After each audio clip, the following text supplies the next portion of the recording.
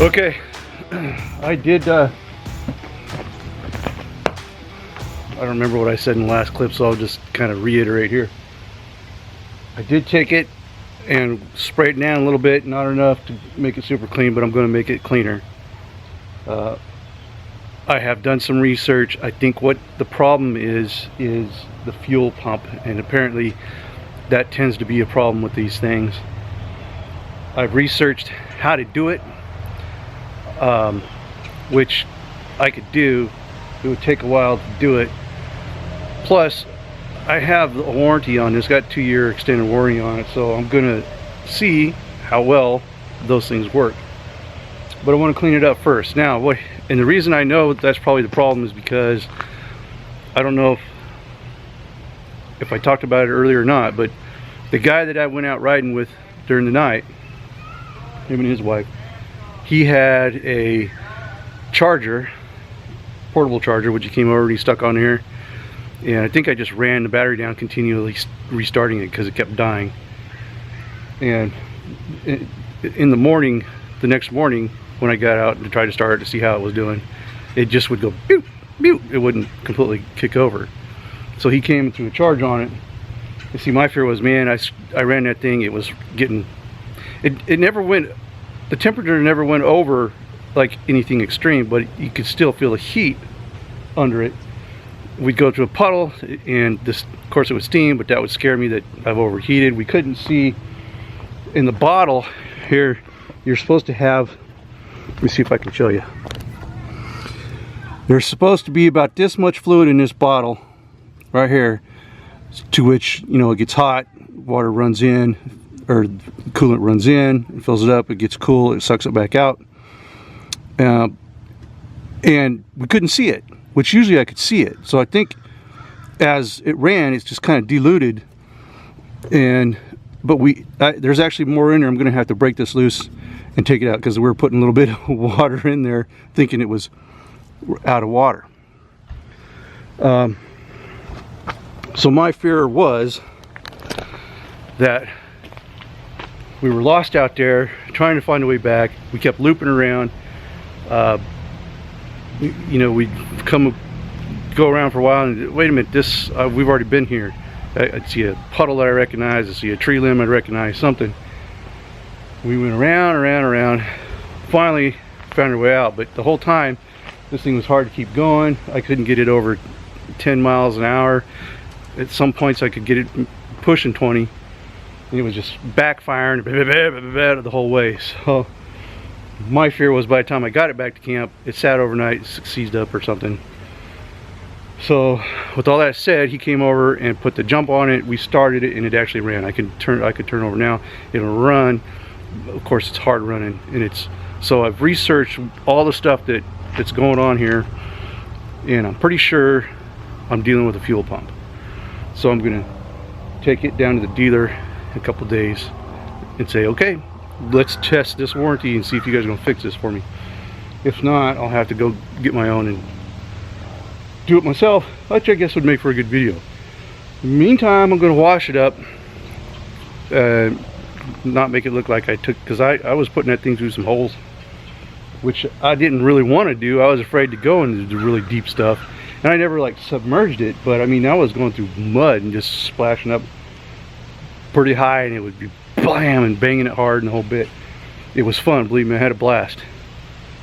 And looking at it now, it's still all in one piece basically. Nothing's tore up. I didn't seize the motor. It's still, I'm pretty sure that just replacing that fuel pump is going to run it awesome again. But now I'm really happy with it, even though it's broke, if you know what I mean, because I know what I can do with it. And it was just a fluke that the pump went out at that point. Anyway, I'm going to clean this up and get it ready to take to the dealer.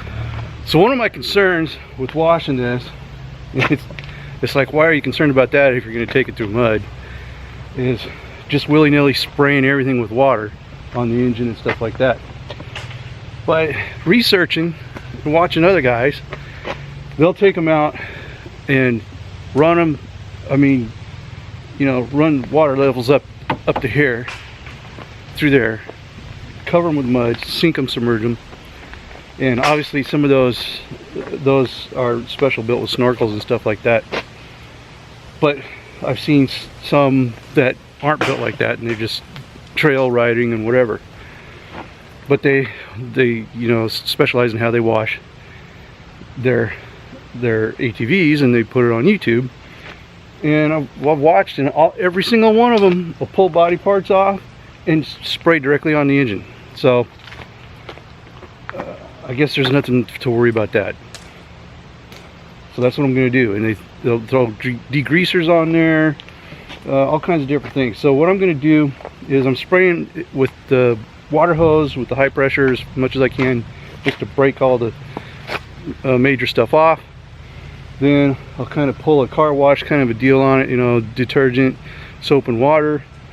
And then I'll start pulling some body parts and degreasing inside, spraying it off, and just get it clean, get mud out of there that you don't want to get hardened in there. And we'll go from there. Get it looking nice again. And one of the things here is, you know, just maintaining these things to keep them running. So here we go.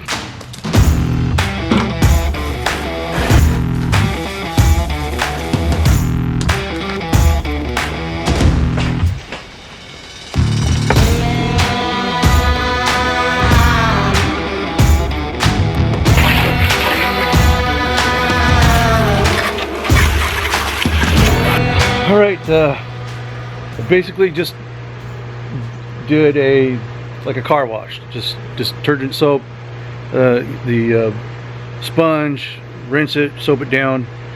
I did that underneath as well. I had a brush too that I would go in there and wash things off. And I would have continued with the degreaser and that stuff, but it rained me out. I was getting wetter than I wanted to get, and plus it was time to go eat. So I'm going to leave it at that for now. It's starting to get dark. Probably tomorrow I will come out with a degreaser and hit all the stuff underneath and see if I can kind of clean that up too. The thing I'm trying to do now is just make the aluminum look nice. Plus I need to pull off the front end and make sure that the radiator's cleaned out. You want to make sure everything's always cool, stays cool when it's running. Something exciting, we had a conversation during dinner. Something exciting may be coming, even more exciting than this. We'll just have to see. But let's take a look at this. So it's all wet, except parts of it that have dried off, but it looks a lot cleaner under there. But like stuff like this, I want to get degreaser on there, break up that dirt. Knocked a lot of mud out of here, but I still want to degrease it and get it looking nice, take it in for the warranty work. But it looks really a lot cleaner in here than it was. And we hit some spots in the trails there. It was dark, and of course we had headlights and stuff, but the guy that was leading, who supposedly knew the trails because he'd been there before, but apparently since last time he was there, they kind of changed up some of the trails, so it was dark and we got lost. And we were just going to ride the dry trails, which those aren't supposed to have, you know, holes and stuff in them, but we got off, lost, and ended up kind of hitting some holes, and so she got muddy,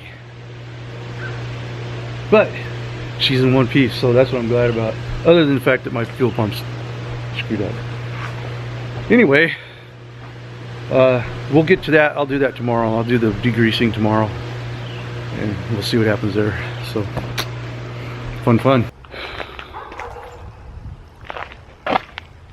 All right, so today is kind of an exciting day. I'm going to jump in Maximus here and go pick something up, which is kind of exciting. In fact, it's going to add another twist to the channel, and let's just go and get it.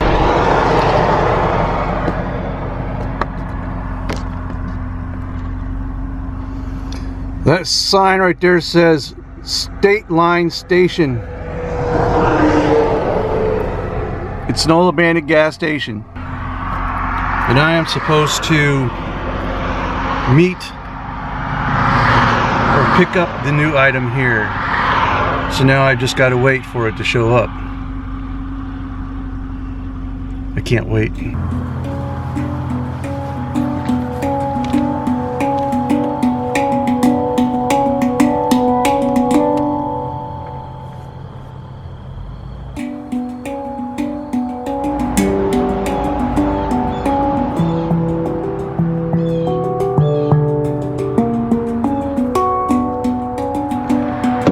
Pretty sure that's it right there.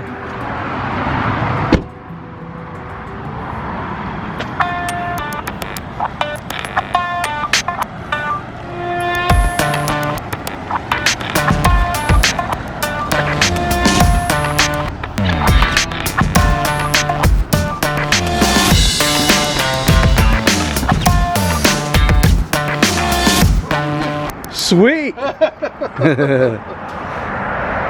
It looks good. Looks even better put together. Yeah.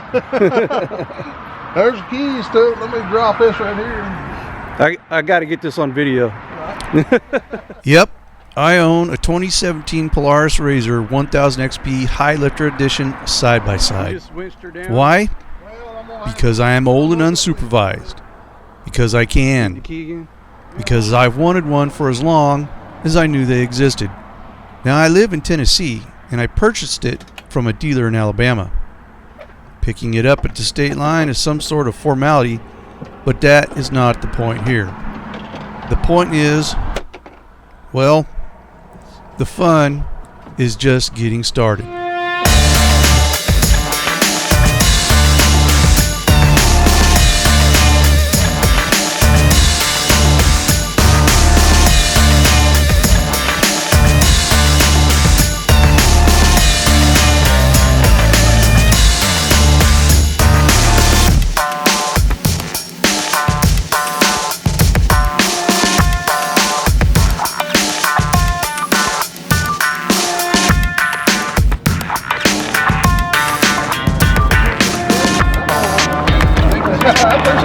Hey, don't forget your camera there.